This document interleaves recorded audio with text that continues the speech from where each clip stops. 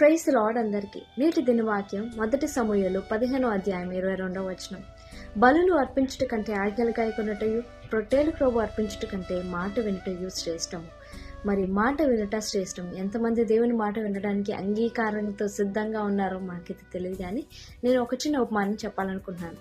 ఒక తండ్రి ఒక కొడుకు ఒక పొలంలో పని చేసుకుంటున్నారు. బావేమో చెట్టుతో ఆడుకుంటా ఉన్నాడు, చెట్టు దగ్గర ఆడుకుంటా ఉన్నాడు. సడన్గా వాళ్ళ ఫాదర్ చూసి, నాన్న నువ్వు కింద పడుకొని దొర్లుకుంటూ నా దగ్గరకు వచ్చాను, కానీ అతను నిజంగా దొర్లుకుంటూ వచ్చేసాడు. వెంటనే వాళ్ళ డాడీకి అడుగుతాడు, డాడీ నువ్వు ఎందుకు అలా చెప్పావు, నేను పరిగెట్టుకుని రమ్మనొచ్చు కదా అని అంటే, నాన్న చెట్టు మీద చూసావా ఏముందో అనగానే, నాన్న పాము అని అన్నాడు. నువ్వు నా మాట విన్నావు కాబట్టి క్షేమంగా ఇప్పుడు నా దగ్గర ఉన్నావు, లేకపోతే ఆ పాము నిన్ను కాటు వేసేది, నువ్వు ఇప్పుడు నా దగ్గర ఉండేవాడు కాదు అని అన్నాడంట. మాట వినటం వల్ల ఎంత శ్రేష్టమో ఈరోజు మనం ఉపమాన రీతిలో విన్నాం కదండి. దేవుని మాట విందాం, శ్రేష్ఠులుగా విందాం.